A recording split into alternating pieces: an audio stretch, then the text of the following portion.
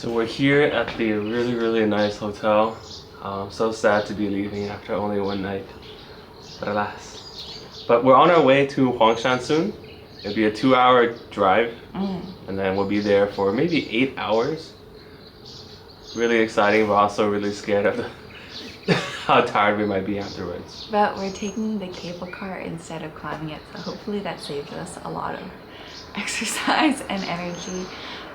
But yeah, it's so peaceful and beautiful here. I think it's great because we came during like off season, so it's pretty empty. It feels like it's just sort of like us, and yeah, it's so pretty.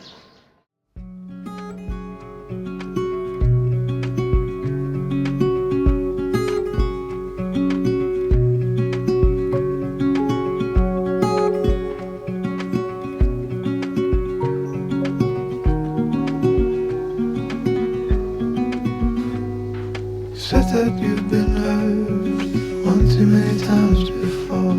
Ended up staring in the bathroom mirror, crying on your bedroom floor.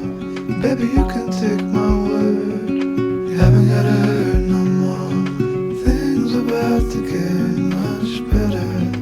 I wanna make this forever. I wanna make this forever.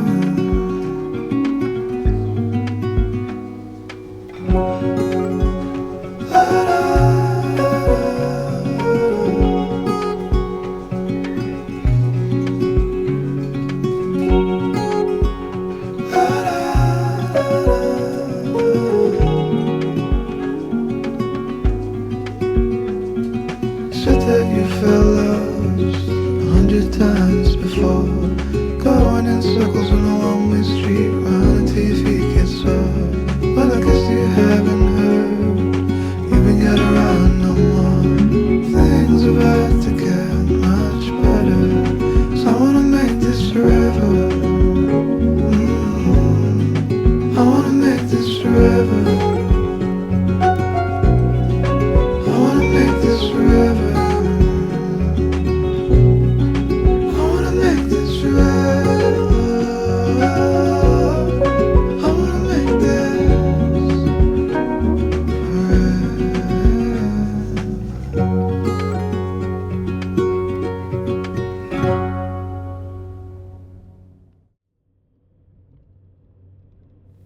After a hearty breakfast, we decided to finally set out for the day and make our way to Huangshan. We started off by booking a private car that took us from the hotel to the actual area where you begin the trek. Our hotel was located I want to say about an hour away, so it was quite a bit of a drive. This was just so much more convenient. We saw a lot of people getting these walking canes, and in hindsight, I have to say that it was such a great decision for us to pick them up as well. They were only about 40 to 70 cents USD, so super affordable. Definitely get one, two, even if you need it, but just the support that it provides you throughout the hike, I cannot emphasize how much it helped us out. I would highly recommend you picking one up if you're thinking about doing Huangshan yourself. We then loaded up on these big buses at the nearby bus depot. This was on the lower level, and all of these buses are free. They just kind of pack you in, and then it takes you up to the higher level where you actually buy all of the tickets to enter to the cable cars. And one note to just keep in mind is that there are multiple cable car stops, so you really want to do your research ahead of time and make sure that you know that you're going to the one that you're intending to go to. Also, another thing that Hans and I hadn't realized is that the two cable car lines are extremely far apart from one another. I think there may be two or three, but we thought that we were just going to go up on the cable car, walk around, and then quickly walk to the other one and take it down for a change in scenery. But oh my gosh, we were not prepared for the 7-8 hour adventure that we found ourselves on, because we went up in one of the cable cars and then it took us 8 hours of pretty exhausting hiking to get to the other one in order to get back down. And the thing is that once you start sort of making your way, it's really hard to get back to where you were. You're kind of funneled into this stream of people. There are just so many people, and so you're kind of almost forced to keep going forward. And yeah, that's how we ended up being on a day-long journey. They also have these seats that these guys will take you on bamboo poles, so if you get too tired and you can't continue and you just need to be taken down, they'll literally carry you on these bamboo pole seats. It looks so exhausting and so tiring, and we just saw these people just sitting there like queens and kings being carried down. Honestly, if I was just a little bit more exhausted, actually no, I think the shame of not being able to walk would have gotten to me. But if you're older or you're worried about not making it down, at least you know that you do have some sort of a safety blanket where if you can't make it, people will be there to help take you back down. One thing about the people, as I said earlier, there are just so many people. The crowds are actually insane, and this was off season, so I can't even imagine what it would be like during a regular touristy season. We just felt like ants. We were so pushed and pulled, and at moments there are streamlined areas where you can walk fairly freely, but during the really crowded spots, yeah, it's just so chaotic and so crazy. The noise level is also really loud. What I'd recommend is if you are going with a big group or little kids, people that you just want to make sure that you are able to keep in touch with at all times, definitely wear something bright. Or yeah, I don't know. It's hard because the service is spotty as well, so you really want to find ways to ensure that you can stick together with one another. That being said, it isn't as scary as it seems. In a sense, you are forced to go kind of slowly. Some of the terrain I found quite difficult. You are going on steep inclines. Sometimes you're just straight up hiking up stairs and stairs and stairs. But what makes it better is because there are so many people, you're forced to go really slowly during those passages. So you are kind of pacing yourself. It is doable. It's not too daunting. We saw a lot of young kids, even elderly people doing it, and yeah, they were fine. We were fine in the end. It started to rain though right as we were leaving, and that made it just a bit more uncomfortable. But there are these things like these trams, these other cable cars that you can go into that kind of shelters you from the rain, and It's considered expensive for the people living in the area, but for tourists, I want to say it's about 15 to 25 USD, which for us we were willing to pay, especially since we don't know when we're going to come back here again. It was nice to see the scenery. There are all these pockets. Huangshan itself is just so massive. We were there the entire day, and I think we probably saw maybe less than a tenth of what the public has access to. There's just so much to explore. The scenery is kind of the same no matter where you go, but it's still really, really beautiful. Once you see it, you're kind of like, okay, I'm not going to come back here again. I might as well take as much of it as I can in as possible.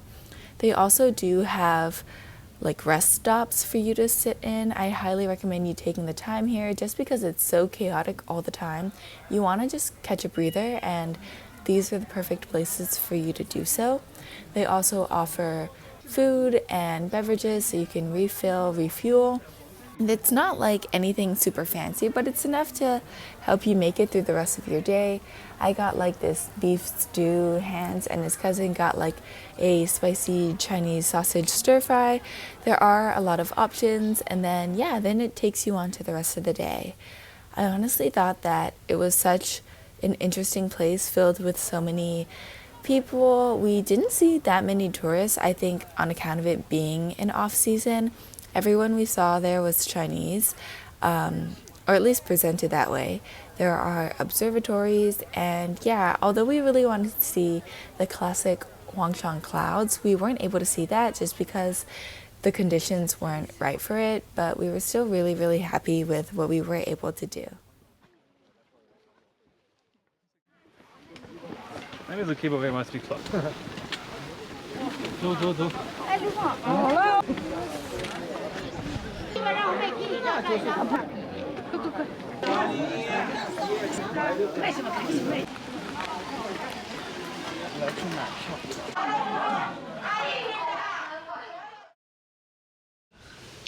Okay, so we just got back from Huangshan. We spent around 7 hours there.